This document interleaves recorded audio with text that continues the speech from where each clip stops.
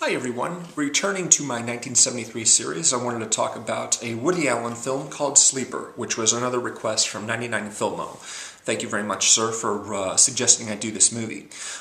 Sleeper, of course, Woody Allen, he's had a really long career, not only starring but also directing and writing lots of pictures. He's more or less a genre unto himself. Although he has acted, I think, in a couple of films that he didn't direct, and has directed quite a few movies that he doesn't appear in.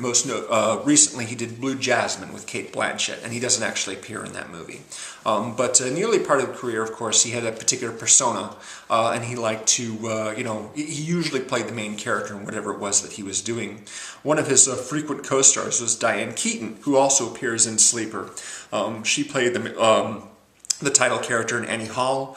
She was in Interiors, Manhattan, Radio Days, and Manhattan Murder Mystery. So yeah, she's a frequent collaborator of his.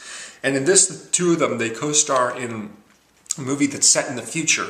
This is a very silly movie with a very silly story that has Woody Allen basically going in for a procedure in 1973, and then being awoken 200 years later because he was frozen.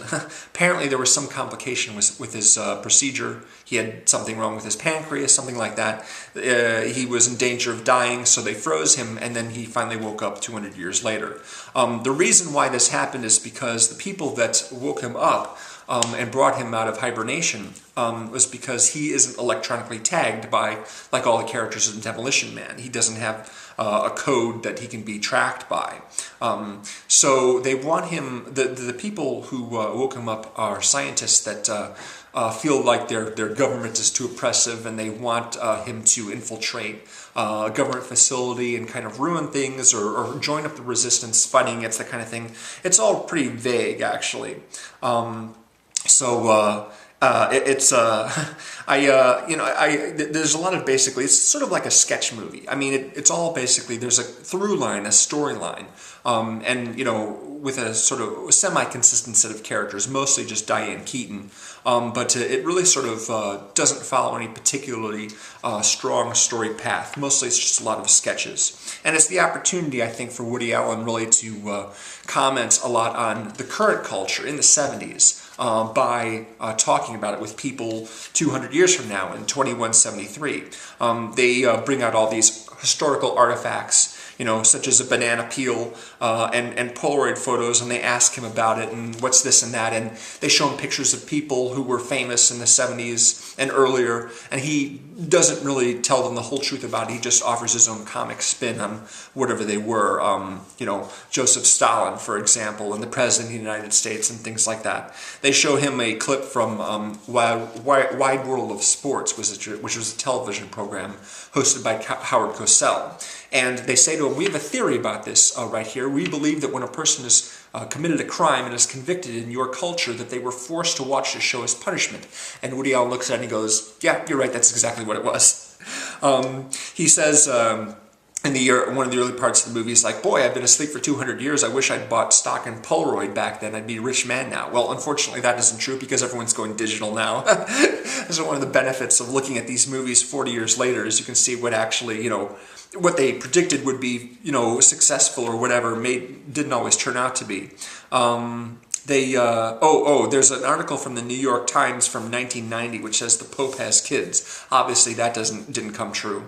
So yeah, when I watched this again recently, I rewatched this. It happened to be on TV, I think, and I just wanted to sort of refamiliarize myself with it because it had been a few months since I had seen it, and I knocked out basically a couple of notes on some of the stuff that I thought was fun. One thing that I didn't get was they had a pageant simulation. At one point, the government captures Woody Allen. They try to reprogram his brain by having him participate in something like the Miss America pageant, and I'm not really sure what the point of that was. There's a cute reference to THX 1138. They have these droids walking around that are servant robots. And in fact, one of the robots actually has his voice done by the guy who did the voice of Hal in 2001: A Space Odyssey. Douglas Rain. Yeah, that's right, Douglas Rain was his name. I had to actually go back and rewatch that scene because I'd read about it later, and I was just like, my gosh, that is the guy who did Hal. I didn't recognize his voice earlier. And at one point during the training of the resistance, Diane Keaton, she's like this woman. She's a poet. She lives in this nice house, and she has a lot of flaky friends and what have you. And so when she meets Woody Allen, he sort of wants to escape from the authorities, and he kind of drags her along with him. Excuse me. So she is resistant at first. She doesn't want to leave her comfortable life, but then she realizes the authorities want to capture her as well, just for having seen the guy. So she ends up joining the resistance later. And there's this crazy scene in which, as part of her training, they do a reenactment of A Streetcar Named Desire. I really don't understand what that was all about. Anyway, very, very silly movie, but fun and funny, and a nice look back at what they comically thought would be a future society back in the 70s. So, thanks very much again, Filmo, for recommending this one. Appreciate it. See you guys again real soon with another video.